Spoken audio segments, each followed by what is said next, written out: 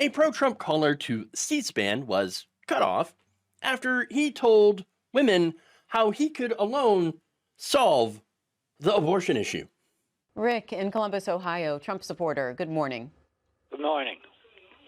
Yeah, I'm not split. I am for Trump. And they keep talking about this abortion, this abortion. Well, I could solve that in 3 seconds. Ladies, keep your legs closed until you're. Diane. Oh, did you hear that, ladies? Oh, that's all you had to do. Yeah. Just keep your eyes closed. Yeah. Understand that that's what MAGA thinks about you. Okay. They think it's all your fault. It's all your responsibility. Okay. When in reality, of course, it takes two to tango.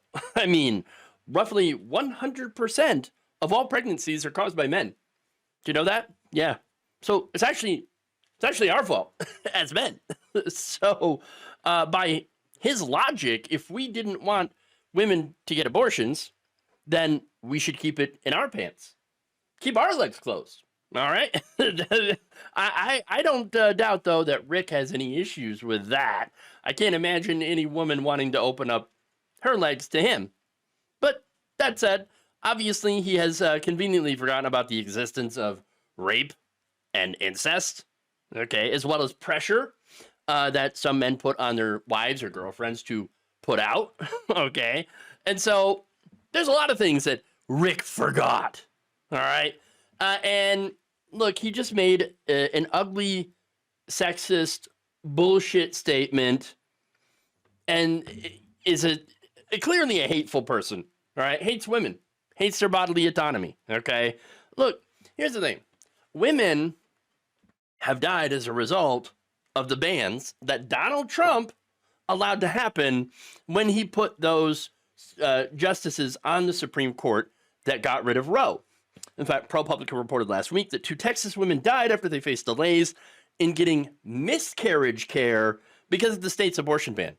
Remember, these women were not seeking an abortion because, I didn't keep my legs closed and I just didn't want the baby. No, they wanted the children, they wanted the babies, but had a miscarriage. That happens. And so before the end of Roe, while we still had abortion protections, women who have these issues with miscarriages are able to get a routine abortion, and therefore it saves their lives, and they're able to actually try to have another pregnancy, which could work out. But, well, now they're dead. They're dead. They died of sepsis. This is an incredibly routine thing, being able to get a D&C, okay, during a miscarriage. It just means removing the dead, dying tissue, okay? But Texas wouldn't allow you to remove it while there was still a heartbeat. It's ridiculous. Now, in September, there was another report from ProPublica that linked 2 deaths to Georgia's abortion ban. Now, as a result, a group of OBGYNs in Texas told officials and policymakers in an open letter that the 2 women, the 2 most recent victims of right-wing policies, Jocelyn Barnica, 28, and Nevaeh Crane, 18, should still be alive. 18 years old. Okay, fully formed woman, human being, gets pregnant, okay, and has a miscarriage, and they let her die. Quote, "The nature of the strict abortion ban in Texas does not allow us as medical professionals to do our jobs," which is to save lives, by the way. You want to call yourself pro-life, but allowing women to die for a fetus that wasn't going to survive anyway, that's not being pro-life. Quote, "The law does not allow Texas women to get the life-saving care they need." But I guess Rick thinks that they should have just kept their legs closed. That would have solved the problem. And because they didn't, they deserve to die an incredibly painful death from sepsis, an infection. So this is a Trump supporter, all right? But what about Donald Trump himself? Okay? Well, he was asked about this in Florida's Amendment 4, okay, which actually would enshrine abortion protections into the Florida Constitution. It would prohibit any law that would penalize, delay, or restrict abortion before viability or when necessary to protect the patient's health is determined by the patient's health care provider. You remember when Republicans were in favor of not allowing the government to get between a person and their doctor? Oh, but they didn't actually mean that. No. They meant they wanted your pastor to get in between you and your doctor. Yes, that's it.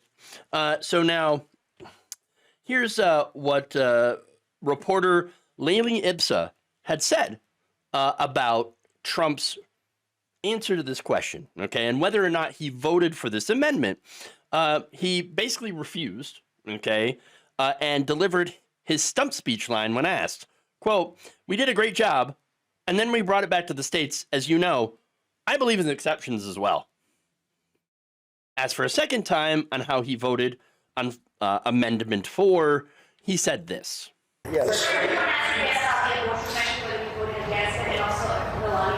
Just stop talking about that. Go ahead. No, just shut up. Stop talking about that. I don't want to talk about this very important issue, which is actually a weakness for my campaign because it has killed many women. Okay, they're dead. They're dead. All right. Now, it is a weakness too for Republicans, and why do I say that? Because most Americans are not happy with the end of Roe. According to CNN polling, 69% of Americans disapprove of the overturning of Roe, including 82% of those who strongly disapprove. Because it's killing people. Reproductive rights, by the way, was one of the reasons the midterm elections didn't go the way that Republicans hoped that it would. Many pro-Trump candidates lost because of this issue, along with, of course, with January 6th, as well as their bizarre obsession with hating trans people. Not a major issue, all right? But abortion, major issue. And a lot of women were like, no, I'm losing my literal rights to my body, to my autonomy. I can't have that. I can't have that. So that turned women out to vote, and it's very possible, very likely that women are turning out to vote for this reason now as well. They know that this election could either protect or further erode their reproductive rights. A vote for Trump, for example, could cancel out a ballot measure on abortion rights. How, you say? Well, if Donald Trump wins the presidency, he would be able to use the Comstock Act, which basically would allow him to skip Congress, to go around them, and stop the mailing of all abortion-related materials. About 2/3 of all abortions are done through the abortion pill, okay, that can be mailed. Shut that down, and that's a de facto national abortion ban, something that Trump claimed that he wasn't in favor of. By the way, that's in Project 2025, okay, which also suggests rolling back privacy protections for abortion patients and to limit access to contraception, among other things. None of this is pro-life. This is all about controlling women, which brings me back to good old Rick.